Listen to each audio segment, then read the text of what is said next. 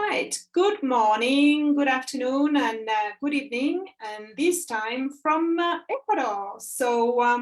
I'm so happy to be back home despite a long flight, and I had a fantastic time with the family, but time to get back into work from Ecuador. Thank you very much for tuning in today. And my guest today is Tiffany Greene. And I know you've already seen Tiffany on my talk show before. And welcome, Tiffany. Thank you, Isabelle. I'm so happy to have you back because we're going to talk about something which is really close to heart for you and for me. We're going to explain to our audience what coaching is and the benefits and the difference with other therapies or counseling, mentoring, so they can appreciate the help we can give to them regarding different topics. Since you are a career leadership coach and I'm a women's empowerment coach, there are things like similar we're working on, but we're going to explain to our audience in a minute. But before we start, I always do, and I would like to introduce Tiffany. Tiffany Greene lives in Long Meadow in Massachusetts in the northeast part of the US. She's a mom of two amazing boys. She's a lover of nature, photography, and the arts. She finds the world an infinitely beautiful place. It leaves her in awe constantly. She founded her business in March of last year, following 25 years in corporate human resources, the last 14 years as an HR executive. Authentic human connection is what motivates her professionally and personally. She has a lot of helping energy and feels most at peace when she's able to be of service to others, particularly during times of uncertainty. She believes most of the human condition is universal, and there is so much more that unites us than divides us. She loves learning about what people choose their work, which is why she became a career and leadership coach. It tells her so much about a person's passions, skills, values, and the problems they are trying to solve. So thank you, Tiffany, for being back. And we are going to talk about coaching. Yes, we are, which is my favorite subject. So Isabelle, I want to thank you for having me back, and I love being in this space with you. And I'm glad that you had a wonderful time with your family. Love seeing your beautiful pictures. So we're going to talk about what coaching is, and we're also going to talk about what coaching isn't. So I want to start by talking about the fact that coaching is a fairly new helping modality. Mm-hmm. So not everybody knows what it is. Even coaches sometimes have trouble explaining what it is that they do, because people associate coaching with typically performance coaching in the sense of a sports team, right? That's the model that we all know coaching from. And so sometimes when I say I'm a coach, people want to know, what sport, or, is it high school? Is it high school? Oh, I'm only pardon? It's true, because it started like that. It started with sports. That's right. That it started with sports. And I'm only 4'11", 5 feet on a good day, so I'm not likely to coach basketball. That would be a lot of fun, though. So let me start with the definition that the International Coaching Federation gives for coaching, because I think it's actually a very, very effective definition. But then I'm going to talk, sort of more casually about what coaching is and some of the gains that a client can experience. So the ICF, again, that's the International Coaching Federation, they define coaching as partnering with clients in a thought-provoking and creative process that inspires them to maximize their personal and professional potential. There's so many reasons that I love that definition. And the one that really sticks out is creativity, right? And so when someone comes to the coaching relationship, the more open, the more vulnerable, and the more they're willing to sort of tap into sources of imagination, sources of productivity and leadership, sort of really go deep with their thoughts and feelings around what it is that they want to achieve for themselves, or even what they want to feel You know, so it's a lot of times people come into coaching and they feel stuck. The more that they're willing to really come into the relationship to explore, right, even to sort of play with different ideas, that's where you can tend to see just really, really dramatic transformations. I totally agree with you. But, while I was listening to the definition, what came to me or resonated was potential. Oh, the potential we all have, but we don't think we do, or we don't believe we do. Through coaching, we get it out. We just suddenly, it's just like getting rid of the filter and just thinking, oh wow, I've got all that. I've got that potential. And having somebody believing in you as your coach, right, helping you different steps and reaching the goal. A goal like physical goal could be, or a goal, as you say, become the best version of yourself. That's what resonates to me, and that's what really makes me get up in the morning. Yeah, because that, the ability to believe in, in the process, right? So someone comes and they're looking at this as a canvas that they get to paint, right? They're looking at this as a chance to process externally, right? To sort of think in a way, in a safe space with somebody that sees them, hears them, believes in them. That's really what unlocks that ability to believe in self, right? A lot of what we do in coaching is acknowledging the feelings, sort of validating that that's a very normal way to feel if you've experienced something like that in the past, or, anyone in your shoes might feel that way. Those are really powerful tools that we have as coaches to help somebody get at the source of that potential. I do a lot of sort of studying and research in this field. And one of the things that is also really powerful is the difference between helping a client unlock their potential versus reach a goal.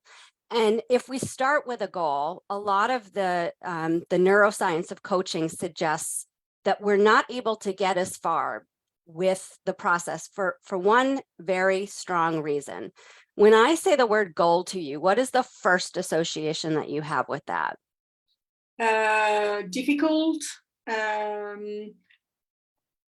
hard, really, like an achievement. I think it's got like this double meaning, just not only something you achieve and you're happy about it, but something just hard. So perfect. That was like, you couldn't answer that better. So expectation is typically the word that I think of when we start with a goal in mind. The neuroscience suggests that we are not able to access the joy of the process, right? Sort of it prevents us from being truly present with the process of exploration and with the process of being able to access all of those sources of our potential. So if we get too focused on the goal, then that's where we tend to block ourselves, right? Because we think that the goal is hard or we think it's unachievable. And so that's why I really appreciate that the ICF definition is not to get the client to the goal, because a lot of times clients will come to you when they have a goal in mind, but their goal is not really that goal, right? No. It's something other than that they can't see. So that's one of the fundamental, that's one of the fundamental characteristics of coaching, is that it's someone that's coming in with this desire to to have more clarity, or to get better in touch with what it is that's going to fuel their purpose or their passion, but it's not necessarily a goal. And if we attach too much to that, we're not in service to the client. So I also want to talk about what coaching is not, because I think that's also very important. So a lot of people are confused about a coach versus a consultant, right? That's one of the very common, areas where people don't have good definitions for like how each shows up. So a consultant is hired to provide expert advice. So they're going to tell you what to do, how to do it. but they're not necessarily going to stay with you, right? So the accountability for getting it done isn't typically present because they're hired for like a limited, engagement. Also a mentor, right? Mentor, that's another term that's used in a similar way as a helping modality. And a mentor is giving advice based on their own lived experiences. So they are advising from their own path. Maybe they're in the same industry. Maybe they've achieved a certain level of success or a certain, position that you want to achieve. And so a mentor is they're coming at the relationship from the standpoint of, I can help you because I've done that before, right? I've traveled this path before. And so that's a very different way than a coach will show up, because a coach is not coming from a place of their own lived experience. And they don't give advice. That's right. That's right. Because we believe as coach that the client has the answers. But I always say it's like a ton of mud, right? The answer is underneath, and we just have to get rid of the mud, to get access to the answers, because they all have the keys, but they don't know how to get that key. And that's where we come to help out, to support them. That's absolutely right. And that is one of the most important tenets of coaching, is that we don't give advice. And I want to talk a little bit about the reasons why we don't give advice, because I think that that's so key. So if you come to me and you're trying to sort through your career, that's one of the areas where I specialize. And we're, let's say a couple of sessions in, and you have a couple of different possibilities that keep cropping up to you that you're playing with. And I say, Isabelle, I really think that you need to become a teacher, because this seems to be the area where you have a lot of passion and a lot of energy around education. And, I think maybe the next steps for you are to, to enroll in, you should learn more about what it is that you need to credential yourself in education. So what are the potential what is the potential if you were to follow that advice? Well, to be honest, I would probably follow and do the exercise of looking for the information. But if it's not what I want, what's the point? I mean, or maybe if sometimes we are not really sure about what we want. I'm going to talk personally. I tap into my intuition, or my body will just say, put that or be like that. So I know that it's a no, for example. But you are telling me according to what you think. That's right. Not or your experience. And it doesn't mean that it's going to work for me. That's right. And it could actually have some pretty, damaging consequences if you follow a track that I've recommended for you. And if we think about where that happens in life, right? It happens in life a lot, because we're all searching, and sometimes in the process of searching, instead of looking internally, we'll poll other people. What do you think I should do? Should I start a business? Should I leave my job? Should I leave my marriage? Should I, take this risk?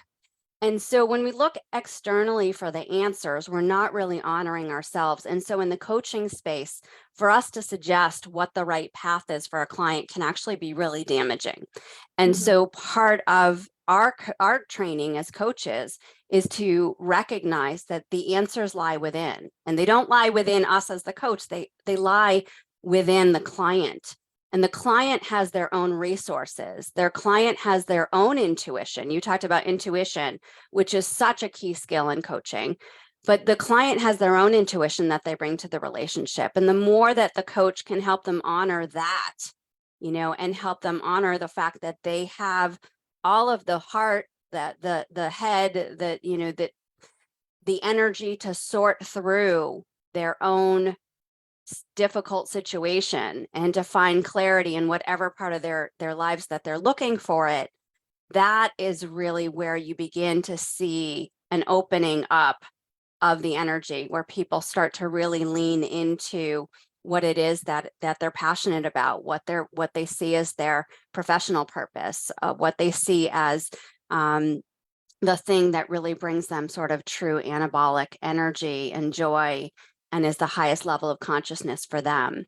So that is such a key, that's such a key tenet of coaching, is that we do not give advice as coaches. Yeah, we invite our clients to find the answers through Right. questions, through games. I like to give challenges to my clients, so it's a bit of expanding the comfort zone. I don't like to step out, because step out means that we leave behind. As expanding is like we're getting more skills, more confidence. Of course, it can be scary sometimes, but if I believe in my clients and I believe in the potential, so by giving them those challenges, I know they're going to grow, and they're going to get some new skills, get more confidence, and that's what I mean. For me, that's what I really like, because I'm an empowerment coach, and that's why to see the difference between somebody being in a corner thinking I'm totally stuck and suddenly realizing all the potential they have, it's just like, that's it. That's my satisfaction. Yeah, absolutely. And seeing a client move from their head to their heart, that's also something that's really powerful. So as coaches, we learn the ways in which people actually limit their own potential, right? And we all have, they're called many different things. Some people call them the gremlin, some people call them their saboteurs or their judge, but we all have these ways that we block ourselves from going after what it is that we want, right? Our gremlins keep us playing small. They limit the amount of energy that we have to really, throw ourselves into the things that we want. And so that process of helping people examine, okay, what's the thought that's keeping you stuck? And is that a thought that's serving you? And if it isn't, how can we reframe that, right? How can you look at that thought in a way that allows for more choice, allows for more creativity, allows for more honoring of your true intention? And I think each coach has a different framework for the way they do that. So in other words, your approach to that might look very different than mine. And one of the things that we also honor about coaching is there's no one method, right? It's not like there's only one way to move a client from their head to their heart. We each have different tools that we do that. And it's the process of helping them reframe that thought that's not helping. For example, a client might have the belief that at a certain age that they can't reinvent their career, or that it's too late. They somehow missed an opportunity to do something that they know that they really want, right? And so it's a process of really exploring that thought, and then being able to recognize, is that thought choosing you, or are you choosing that thought, right? Like, where's the choice in the matter for you there? And as well, is it really true? And is it true? Beautiful. That's beautiful. Yes. So I'm so glad, that's one of the simple questions that we can ask in coaching that is so powerful, right? Is that really true for you? Mm-hmm. And what the other thing that's really powerful in coaching is, if a client has a thought like that, what are the origins of that thought? Like, where was it born? And one of the things that's very exciting about the work that we do is we can often trace some of these limiting beliefs, some of these gremlins or assumptions, interpretations. We can trace them back to a point in our life where they served to protect us, right? Maybe that was our childhood. And maybe in childhood, we developed these coping mechanisms because we needed to survive. We needed to get through whatever was intensely comfortable at the moment. And I'm not necessarily referring to trauma. Trauma is one one way that we have to protect ourselves, of course, but it could be something as simple as we had to learn how to navigate the world without our parents, right? Or we had to navigate, the world on the at recess, and so we developed these thoughts that in childhood were necessary, but then we get to adulthood, we don't need those anymore, but we actually continue to hold on to them. Yeah, it's true. Or it could be like silly comment we've been told, or we were in a situation and we saw something and just transferred all the feelings onto us, and just we got stuck with that feeling. But it has to come from obviously the coachee or the client, but to open up and just look for the information, like an event or a comment or something they saw, and find out what is the before and the after the event, and how they can change and shift that thought, and realize that now as an adult, because you were talking about childhood, they have the choice. Do they want to stay in that space, or do they want to change the thought and just get out of that space so they won't get stuck anymore? Yeah. So choice is such a key word there, right? It's the greatest freedom is the freedom of choice, and too often we forget that we actually have a choice in our experiences, that we don't have to stay in an experience that's feeling uncomfortable to us, or that we have an ability to decide if this is the experience we want to have. And that's such a powerful tenet of coaching. Yeah. So the other thing that I want to mention, because we didn't talk about the differences between coaching and therapy, and I do want to get there, because we're actually talking about childhood, right? Which is typically something that happens in therapy. So it's very important for folks to recognize that therapy is typically focused on problems that are rooted in the past and why things happened. In coaching, we're not working with the past as much as we're working with the present, right? And the client comes ready and willing to do the work in coaching. And if the coach recognizes that something from the past is keeping the client stuck, it's very important that the coach understands when to make a referral to therapy. And that's something that any accredited coach training program really needs to cover. So if a client comes to me and their desire is to work on career clarity, but they have also, clinical anxiety, or if they're presenting with signs of depression, coaches aren't trained to treat those underlying medical issues. And we should not attempt to, because they require a very specific form of training, therapeutic training, that coaches, typically don't have. There are some coaches that were former therapists, or sometimes they're current therapists and they also work in the coaching space. But that person needs to be really clear. Are they showing up as a therapist, or are they showing up as a coach? Because there are fundamental differences. So I just wanted to point out that's another key distinction between coaching and therapy. Coaches are dealing with consciousness. They're dealing with, helping a client look at thoughts, feelings, and actions, but not from a medical training perspective. That's right.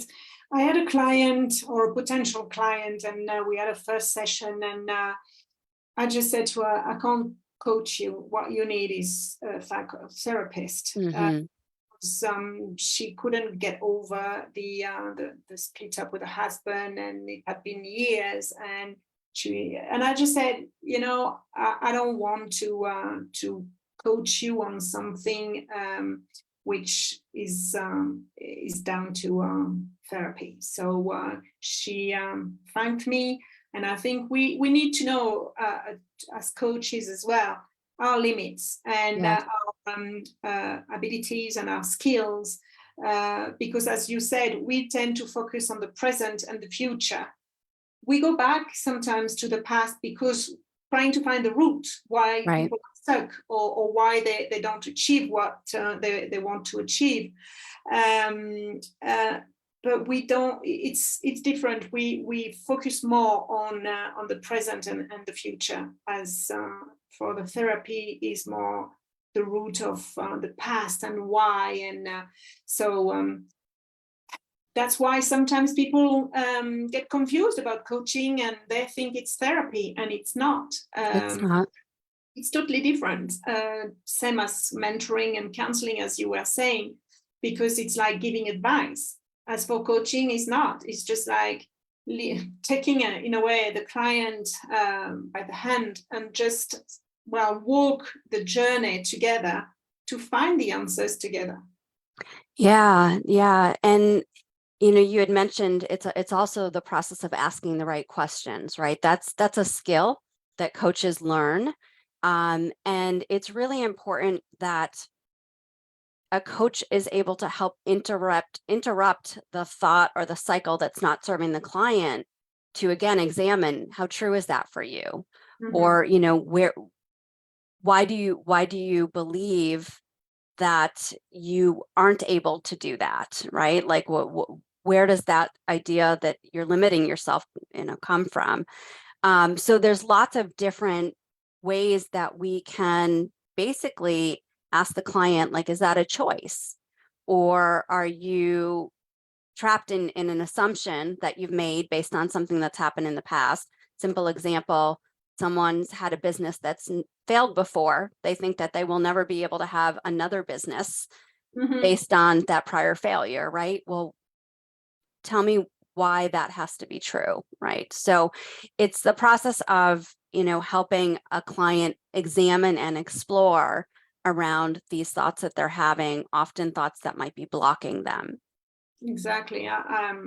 The image I've got is like an onion. When you're peeling it, and you go to the heart of the onion, and just that's the core of the business. And that's what we do. We get rid of what's not serving the client, so they can get a right access and to tap into who they really are and the potential they have, and they don't believe in it. So and that's a beautiful profession. I love it. And what you were saying as well about assumptions, and I've mentioned it in other talk shows as well, before taking the jump and becoming a coach, I got scared. I don't mind saying, because my dad tried 3 times to set his own business and failed, and I saw the impact it had on us. And I was just like, well, and if my dad can't do it,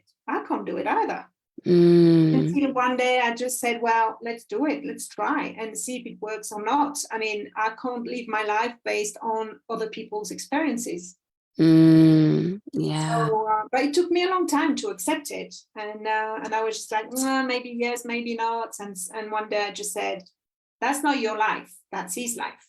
Yeah. And that was through coaching, through my training. So I realized that. And you navigated that on your own. And, one of the things that that I wonder is that, had you worked with a coach on that, would you have been able to have seen that sooner? Or, would it have been less scary? Well, the fact that I was trained as a coach, and I realized why I was training, because I was asked the right questions and I had the support from my coach.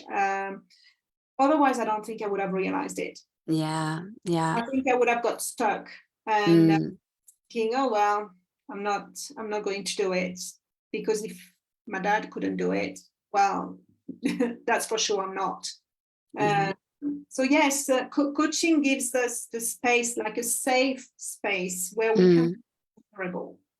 Absolutely. With no judgment. As coaches, we don't judge, we just listen and guide. That's what And then for me, and I always say it was a magical journey, and for my clients, they're quite happy with the testimonials I got. But it's just being vulnerable and being open to change, and not only, as we said before, get the results, but all the journey, slowly getting rid of the what we don't need, like the onion. Yeah.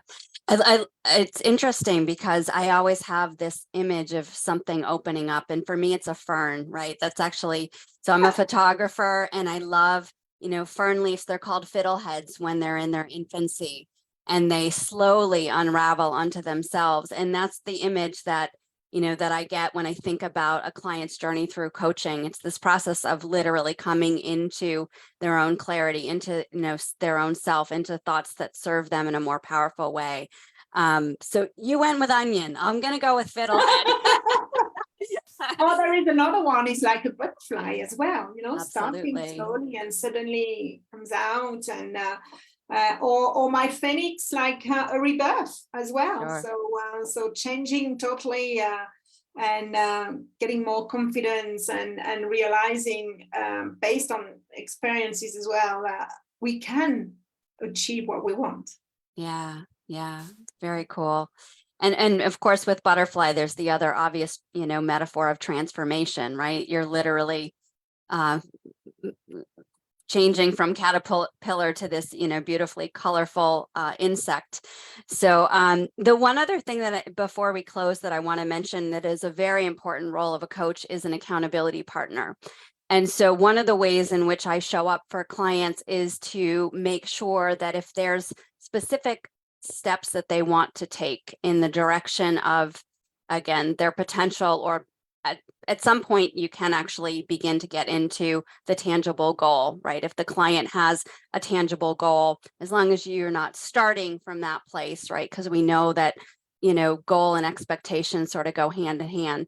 But at the point that the client's ready to do the work, to actually take steps towards the goal, it's the coach's job to make sure that they are helping them stay accountable for that pathway.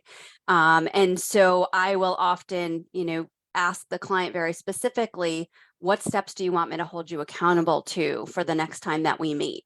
And often I'll document that and send that to them to say, like, this is our agreement, right? That these are steps that you want to take towards this goal. And that has to be sort of, again, led by the client, so that it's never me showing up to say, you agreed to do this. It's, you wanted me to make sure that you were able to take these steps. So that's another really powerful role of the coach. Mm-hmm. Definitely, and being supportive as well between sessions. For example, I always agree. I was saying before, on actions or challenges. Between sessions, I always keep in touch with them. Just say, hey, how are you doing? And do you need any help? And so it's not just like one session and the next. And I know you do the same. It's just like being present and being the support for our clients to grow and achieve what they want to achieve. Yeah. And always to honor their light and their agenda, So one of the things that is very important that we do as coaches is to make sure that we're not coming into any session with a thought in mind about how it's going to go. We don't script the session. We make sure that we honor where the client needs to be at that moment in time. And sometimes a coach will work with a framework. I know there's a lot of group coaching programs that are out there where, there will be an agenda for the group coaching. But it's still really incumbent upon the coach to make sure that they're letting the client lead, and they're allowing enough space so that the client creates the feel for the session and is able to sort of honor the process of exploring thoughts and feelings. Yeah, as coach, we need to be flexible. Mm-hmm. And that's what we do. And for example, you are more or less planned with your client to work on fear, let's say. Yeah. But they arrive that day for that session and they had a big problem at work and they just want to get rid of all that emotion. Okay, fear, we leave it. Let's explore what happened, why they've got that emotion, and where and how we can not get rid, but understand and why they feel that way. So that's the thing. As you say, the client will lead. Yeah. We call that clearing. So if a client comes to a session and they're really distracted by whatever is happening in the moment, they're going to need to process that before they can get to the topic. So, and maybe 15 minutes in, they've had enough opportunity to, really recognize, oh, I was really hijacked in that moment, right? Like the moment was, I'm bigger than the moment, but the moment felt bigger than me and I reacted a certain way. But once they're able to process that, okay, let's work on what it is that I really need, and getting back to, maybe it's that underlying fear or it's whatever their sort of presenting problem is. So yeah, absolutely. It's a process that's collaborative and creative and intuitive and always honors the client's agenda. So thank you, Isabelle. It was a really interesting conversation about the work that we do. I have, it's such a privilege and an honor to be in this space, because people trust the process, but they also trust us, and that's something that no coach should ever take for granted. That it's a vulnerable place to share and explore, and it's actually that vulnerability that creates the trust for some really profound awareness to be created, and for people to really lean into their own clarity, their own purpose, their own joy, and there's just so much good that can come from honoring that light. So I truly do feel like it's a really, really beautiful thing to do for work. Well, I know you do too. I agree. When I see this little spark, when they've discovered why they are stuck, or when they've achieved like a challenge and just said to me, well, actually, you know what? That wasn't that bad. Oh, okay, so the next one will be higher and more difficult. So yes, that's an amazing profession. I love it. So I know you're working on some programs. Tell us about it.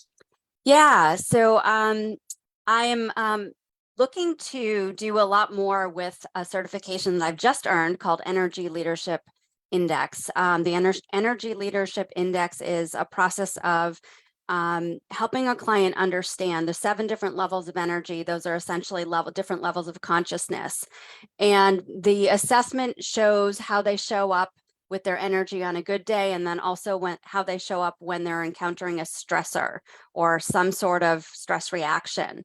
And it's a process of helping a client decide, again, is this energy choosing me, or am I choosing how I want to see the situation?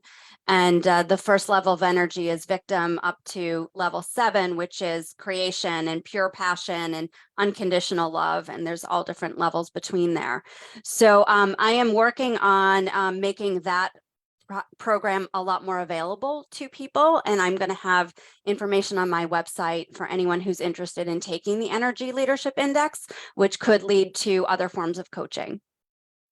Fantastic. I've put your email address in the description of this Facebook Live, so people can contact you and get more information. Tiffany, thank you so much. Thank you. I could talk for hours about coaching. I love it, and all the benefits and how we can help and support people to just bloom, Yeah, absolutely. And I know we talked about intuition, and that's what we're going to talk about next week, you see.